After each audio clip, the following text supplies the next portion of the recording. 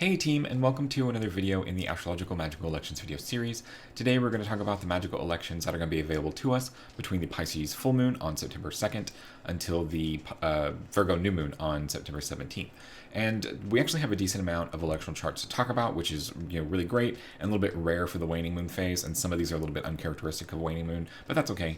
And there's also a decent amount of overlap between the three different locations that I usually talk about. And that's a little bit rare. Usually there's something that will, mess up a chart from location to location and make it to where, at least one won't be able to use it, or, things will have shifted to make it something else or whatever. And we do have a little bit of that today, but, besides that, there's a decent amount of overlap. So where all three locations, Western Europe, North America, and Australia, will get to kind of use some of the same, magical electional charts, which is different. So let's go ahead and kind of dive right into it. So the first magical election that I want to talk with you about today is a little bit different from our normal or kind of our usual elections, in that it's not actually very astrologically electional heavy. It's for like a particular event, and that's, you can't really elect so much around it. And what that is September 6th is the heliacal rise of the fixed star Regulus. So taking inspiration from Austin Coppock's article in The Celestial Art, which is a book that I've recommended on this channel before, and if you'd like some other book recommendations about astrology, magic, the intersection of those two subjects, and kind of other related topics, I did a video on that recently, so go ahead and check that out if you haven't already.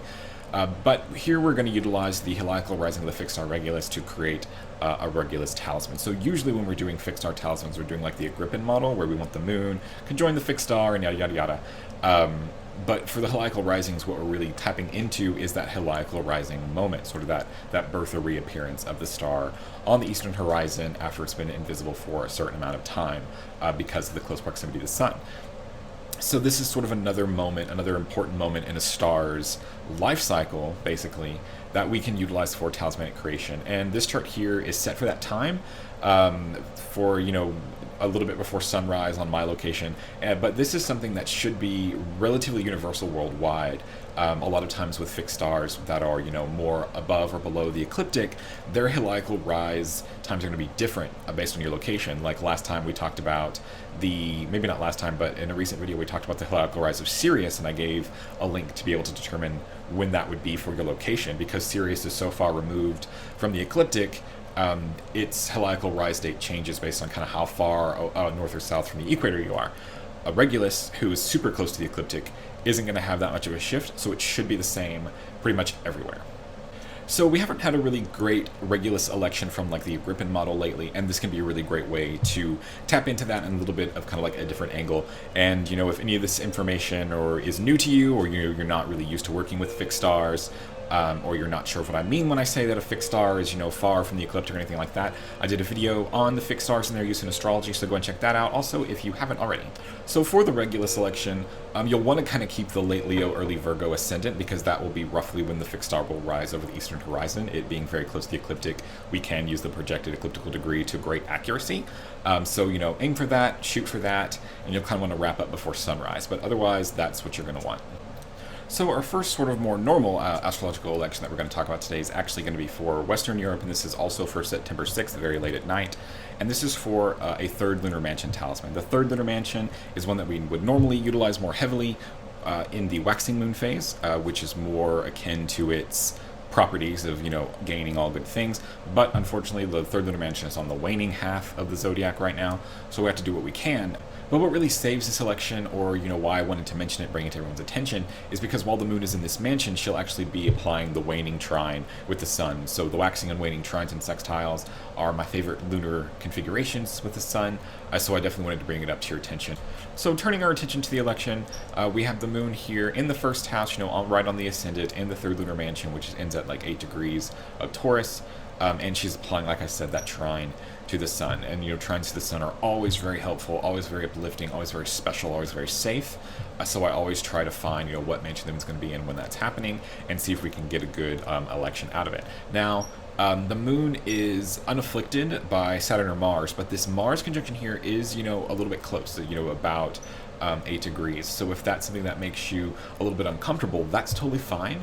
And what you can actually do is you can wait a couple of hours to get the moon, in the 11th house, to get a little bit more space from Mars. Here, we've gotten 2 extra degrees tacked on top of it, so now, there are 9, almost 10 degrees apart, which is great. But you're going to want to keep the early Cancer ascendant here, because what you don't want to happen is you don't want the Cancer ascendant to get far enough into Cancer to start worrying about these oppositions from Jupiter, Saturn, and then the square to Mars, because you're going to have the problem all over again.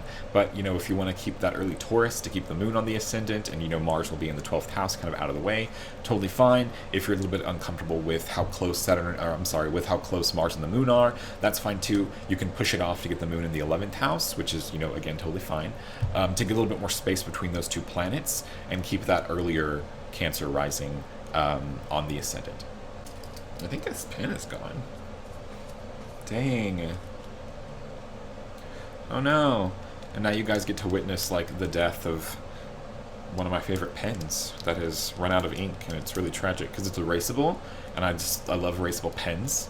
But yeah, it's rest in peace pen. Oh wait, it's still here.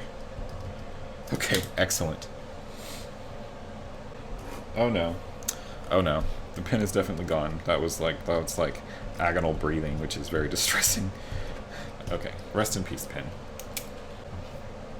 So the next election that we're going to talk about is one that all three locations, North American continent, Western Europe, and Australia, will get to participate in. So yay, that's exciting. And this is going to be a talisman for the 5th Lunar Mansion. And now the 5th Lunar Mansion is a mansion that you would utilize for help in learning, help in studying, help in recall. You can also use it for lucid dreaming and other sort of dream type work. So if you want to better be able to recall your dreams, or have visitations in your dreams by spirits, or have more like prophetic dreams, you want to work on that, or just kind of like your bread and butter lucid dreaming experiences, this can be a really great talisman for that. It's really more oriented towards like revelation in dreams, so keep that in mind, but you can kind of fine-tune it a little bit more for what you are specifically getting out of it. So if you're somebody who has struggled to recall dreams, or maybe just is kind of cursed with unpleasant dreams, this can also be a really great way to kind of help fight those nightmares and have more pleasant dream experiences, or just have more control of your dreams through a lucid dreaming experience as well. All that is on the table. Or if you're just somebody who's studying and having a really hard time with an advanced subject, this is it too. So for the North American continent, this election is going to take place on September 8th at around 10:30 p.m. my time, and well, we'll talk about it. So looking at the election itself, we've got the Taurus ascendant with the moon in the 5th Lunar Mansion in the 1st house. So not exactly on the ascendant like we normally would have it, but in the 1st house. And why we're doing this is because at this moment, we have the moon applying a very, very close sextile to Venus in Leo, which is kind of more what I was aiming for. I wanted more of the benefic planet involved in this. People who live more on the western half of the United States might not be able to get this exact configuration because, as you can see, the moon is at 3 degrees Gemini in 2 minutes, and Venus is at 3 degrees Leo in 6 minutes. So, they are at 4 minutes of arc different, which is about 8 minutes in clock time. So they may not be able to get this election exactly, because what will happen is the moon will have already sextiled Venus and is separating from her. But that's okay, because the moon's next aspect after that, if you can't get that, will be that's a nice line, will be the trine to Mercury, which is also acceptable. Mercury's not, doing poorly. Mercury is, a decent planet for something like this, especially if you're more focused on like the study and the learning aspect of it. Totally perfectly fine to use Mercury instead of Venus if you can't get the Venus time. So the Western Europe version of this chart is actually a little bit different because the moon is still in Taurus in this, but it's kind of like the very same principle. September 8th at almost 11 o'clock, about 22:50. And here we've got the moon, in late Taurus, in the 5th Lunar Mansion, conjoined the ascendant, which is in Gemini. You can do, and here you have a choice. You can either do the Taurus ascendant and get Venus in Leo as the ruler of the 1st house, perfectly fine, or you can do the Gemini ascendant and get Mercury as the ruler of the 1st house. Totally fine. Either option will work. The only thing you might want to consider, the only thing that may kind of be the tiebreaker, is that this Venus-Mars square is separated. It's separated and it's between different signs, but it is, about 5-6 degrees in orb. So something to consider. Mercury is, completely out of orb of a malefic planet. That might be the thing that makes your decision for you. Totally fine. So the Western Europe version of this chart is actually kind of special because while it is configured in such a way to be an acceptable fifth lunar mansion talisman, it also has the framework of a Pleiades fixed star talisman election. The Pleiades are projected to 0 degrees Gemini, and here you can get that degree rising on the ascendant with the moon still applying to that degree, with the moon at the very end of Taurus, and applying to, a decently good planet. Venus here. So typically within fixed star talismanic elections, you want the moon to apply to a planet who is of the nature of that star. And the Pleiades is of the nature of the moon and Mars. So sort of like your best, your grade A perfect Pleiades talismanic elections will have the moon applying to Mars. But because the Pleiades is also of the nature of the moon, you don't necessarily have to focus on that so much. You can just have the moon in the right place, being conjoined the star, and still have everything check out perfectly. So in this instance, we're just having the moon apply to Venus, which is totally fine. I would still kind of be picky about the planet that we're applying to. You wouldn't want it to apply to a planet, combust, retrograde, and detriment. You don't want that. But here, Venus in Leo is totally fine. So you can either use this time to orient it as a fifth lunar mansion talisman or as a Pleiades talisman. And there's actually a little bit of overlap there when it comes to like the visitation of spirits and things like that. Kind of both can handle that. Or if you're super industrious, you can do both, which would be kind of cool. So there's that election for you guys. And that is again September 8th at 2250. Pleiades or fifth lunar mansion, you can't go wrong. It really depends on what you need, but those are your options for you. So Australia also has the opportunity to use this election for a fifth lunar mansion talisman as well. Here we've got the moon at 26 degrees Virgo. Here we have the moon at 26 degrees Taurus on the ascendant as well, and you can also choose, if you want to, the Taurus ascendant to use Venus as the ruler of the first house, or the Gemini ascendant choose Mercury. Either option is fine. So just like Western Europe, Australia will also have the choice to utilize this election as either a fifth lunar mansion talisman or a Pleiades fixed star talisman. Either option is totally fine, because here you can see the moon is still applying to the degree of the Pleiades on the ascendant here. So why can Western Europe and Australia utilize this as either a fifth lunar mansion talisman and a Pleiades fixed star talisman when North America could only use it as a fifth mansion talisman? Well, it's because the moon has moved too far in the North American version to where that's no longer applicable. The moon needs to be applying to 0 degrees Gemini to be a decent, to fit the framework of a Pleiades fixed star talisman. And so she's doing that in the Australian version where she's at 26 degrees and in the Western Europe version where she's at 29 degrees Taurus. So she's still, moving forward, moving towards the degree of the Pleiades. But in the North American version, she's at 3 degrees Gemini. So she's actually, she's past it. She's gone. So it's like we miss it just barely. And, that happens sometimes. That's fine. So Western Europe and Australia get to really have some fun with some decisions here, and North America really only has one option. So the next electional opportunity we're going to talk about is going to be for September 8th for about 5:45 a.m. for my time, and this is for North America. And here we're going to have an option for an Algol fixed star talisman. So this is one I'm going to kind of offer you guys if you want to work with it. It's not one of the best electional chart opportunities available to us, we'll say, only really because of one reason, I guess. But let's just go ahead and dive in. So here we have the moon conjoin the fixed star Algol and on the midheaven, which, very important. And at this time, she's applying the trine to Saturn in Capricorn. And so this is why I'm saying, like, I'm going to offer it to you. It's a little bit imperfect. So I wouldn't, super heavily invest in this. Don't go out and, make yourself a ring or a pendant out of, a precious metal for this one. But, maybe make a paper talisman if you need, Algol's protection or oversight on some, sort of more temporary level. Absolutely, that's probably a good way to go about it. And that's just because Saturn is retrograde, and I don't usually like the moon applying to retrograde planets.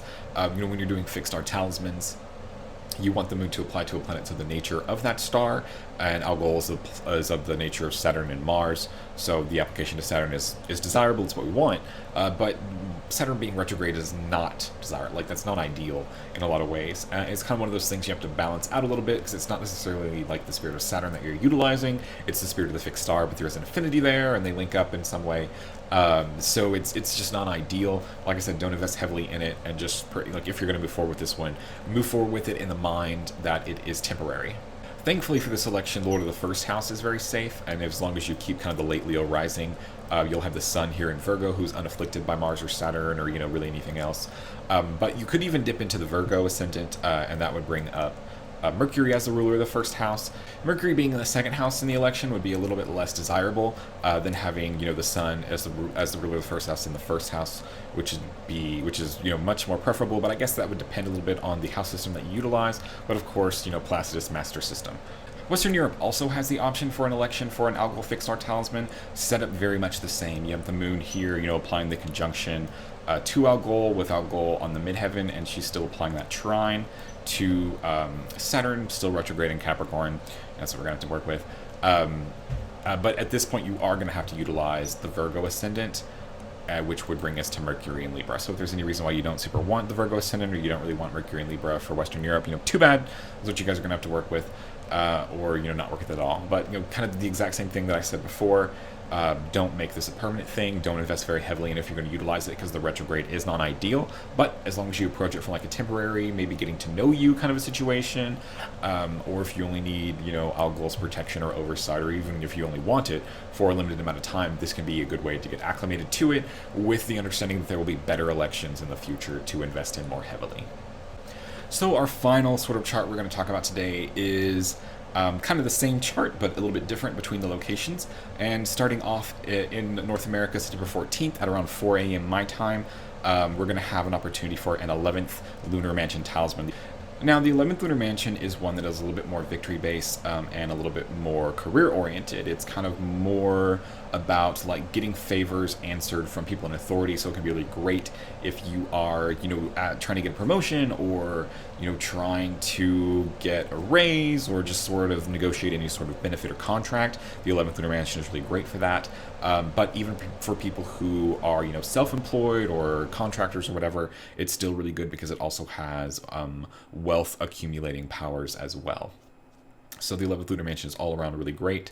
So taking a look at the election, we've got the moon conjoined Venus, which is really great, a nice benefic influence on the moon in the 11th Lunar Mansion on the ascendant here, which is really great. And at the time, the moon is applying the sextile to Mercury in Libra, Mercury being far enough away from the opposition of Mars and the square of Saturn to not really have to worry about them at this time. So a really great planet to turn to for this. At the same time, we've got, of course, Leo rising, which points us to the sun as the ruler of the first house, and the sun is also unafflicted by either of the malefic planets, and, is placed in the second house. So this might be a talisman that is a little bit better oriented, or an election that's a little bit better oriented for a talisman that's more about the financial concerns than maybe more about career concerns. But, having said that, we also have the fact that Taurus is on the midheaven, and we have the moon conjoined Venus on the ascendant. So it may be one that's best for both or either, because of some of those configurations. Even though Lord of the first house is a little bit more second house oriented, we do have the Lord of the 10th house being more first house oriented, which can be really great for anybody who's looking for, that career advancement that I talked about earlier, or, like better branding, recognition, or just sort of like being more known and getting themselves out there. This can be a really great talismanic opportunity for that. So Western Europe also has an opportunity to utilize this chart, but it's a little bit different. As you can see, the moon is no longer past Venus, but is now applying to the conjunction of Venus at this time. And this is for around 3:30 a.m. for September 14th. So what's happened is, because the 11th Lunar Mansion begins at 8 degrees Leo, now what we have is an opportunity for a 10th Lunar Mansion talisman. And the 10th Lunar Mansion is one that's more health-oriented. It's my favorite health-oriented talisman. It's more about the preservation and sort of like cultivation of health and well-being, as opposed to some of the more like healing illness type healing talismans. This one is much more about like preventative, about, strengthening one's own constitution and vigor.